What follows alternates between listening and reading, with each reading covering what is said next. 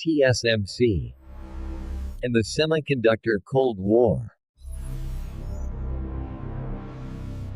Welcome to a world with AI. You know, in the world of artificial intelligence, a lot of years just kind of blend together. A little progress here, a new model there. But 2026? Whoa, that is not one of those years. It's a true inflection point. It's the moment where decades of R&D, hundreds of billions of dollars, and the full weight of global superpowers are all crashing together with one goal in mind: to build and, more importantly, to control the future of AI. It really all starts with this number, which is, it's just kind of hard to wrap your head around. $700 billion. That is the insane amount of money that the big hyperscalers, we're talking Google, Microsoft, Amazon, Meta, are expected to spend on AI data center infrastructure in the year 2026 alone. This isn't just an investment, folks. This is a flat-out declaration that the AI arms race is gone fully industrial. Okay, so where does an ocean of cash like that actually go? It's so easy to think of AI as just, software floating around in the cloud. But the reality is that it's all built on layers and layers of incredibly complex, incredibly expensive hardware. So to really get what's happening in 2026, we've got to peel back those layers. We need to follow the money all the way down to the microscopic heart of it all. All right, so let's start at the very top of that stack. We're talking about the new engines of AI, the chips themselves.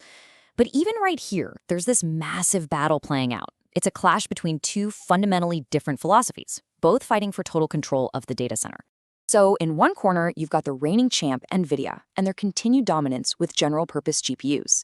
Think of these as the super versatile Swiss Army knives of the AI world. They can handle pretty much anything you throw at them. But in the other corner, you have the rise of these hyper-specialized custom-made chips called ASICs, designed by the tech giants themselves. Their goal? It's not just about speed. It's about creating a chip that is perfectly tuned for their own AI, with one single-minded obsession: brutally efficient, low-cost AI for billions of users. And you better believe Nvidia is not just sitting around watching this happen. No way. Take a look at the specs for their 2026 flagship, the Rubin GPU. I mean, just look at these numbers. It's packing 336 billion transistors. That is a huge leap over its predecessor, Blackwell. And it's the very first to use the next-generation HBM4 memory, giving it a mind-melting 22 terabytes per second of bandwidth. This isn't an upgrade, it is an absolute monster, built to keep Nvidia on top of the mountain. But here comes the counterpunch. The hyperscalers are fighting back with a whole army of their own custom chips. Google's got its TPU v7, Microsoft has the Maya 200, and Amazon's got Trainium 3. And here's the really interesting part. These chips aren't really trying to beat Rubin in a drag race on raw power. Nah, they're playing a different game. They are precision engineered to slash the cost of running AI services at a massive scale. And that cost per query metric, well, that could end up being way more important than just raw power. So let's go one layer deeper, because here's the twist. Whether we're talking about a monster Nvidia GPU or a super efficient Google TPU, every single one of these amazing engines depends on the exact same two microscopic and critically bottlenecked technologies. This right here is where the real power is.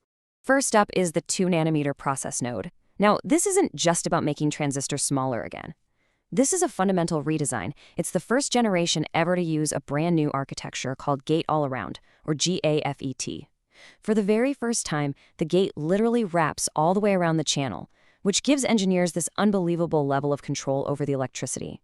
And the payoff is huge, a massive 25 to 30% cut in power consumption. And that is the single biggest problem that AI data centers are facing today. The second choke point is a wild technology called CoWoS. It stands for Chip on Wafer on Substrate. The best way to think about it is like a microscopic, multi-story highway system. It lets chip makers connect a super powerful processor directly to these huge stacks of high-bandwidth memory. I mean, without this 2.5D packaging, the incredible speed of that Rubin GPU would be totally useless. It would just be sitting there, completely starved for data. So, the billion-dollar question: who actually makes this stuff? And this is where the whole geopolitical picture just snaps into focus. It's one company, TSMC, the Taiwan Semiconductor Manufacturing Company. By 2026, they are projected to control a mind-boggling 66% of the entire global chip-making market. And when you look just at the 2-nanometer node and the CoWoS packaging that powers high-end AI, that number is even higher. For all practical purposes, it is a monopoly. I mean, this quote right here just says it all. Being able to manufacture 2-nanometer chips is one thing, and it's incredibly hard. But the true bottleneck, the single point of failure for the entire global AI industry in 2026, is the very limited global capacity for CoWoS advanced packaging. And almost all of that capacity is controlled by one company, TSMC in Taiwan. So you can probably guess what happens next. When you have this much power concentrated in one single place, a business problem predictably turns into a geopolitical firestorm. All of a sudden, being able to build and package these advanced chips, it's not about quarterly earnings anymore. It's about national security. This is the new world we're living in. Semiconductors are no longer some niche topic for engineers. They're now a core variable in the great power competition between nations. It's simple. Technology is power. Supply chains are a strategic weapon, and whoever controls the chips, well, they control the future. The United States' response to all this has been a classic carrots and sticks approach. The CHIPS and Science Act, that's the carrot.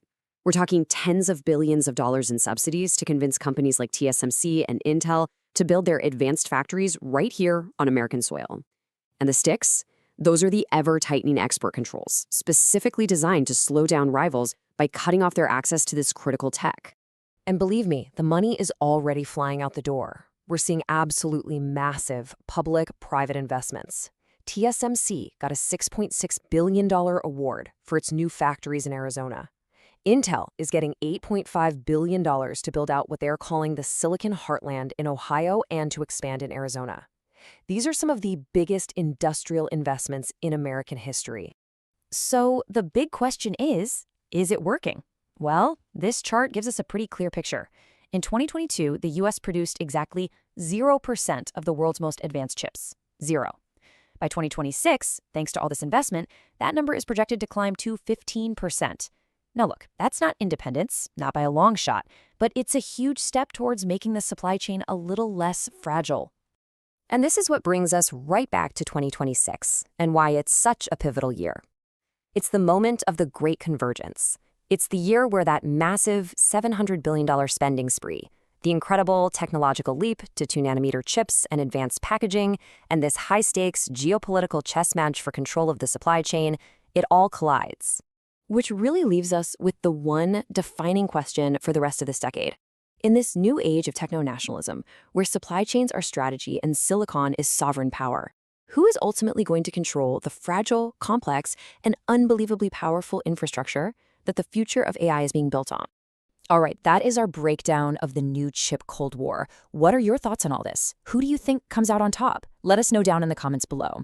And hey, if you want to keep understanding the incredible forces that are shaping our world, make sure you subscribe to A World with AI and hit that notification bell so you never miss our next explainer. Thanks for watching.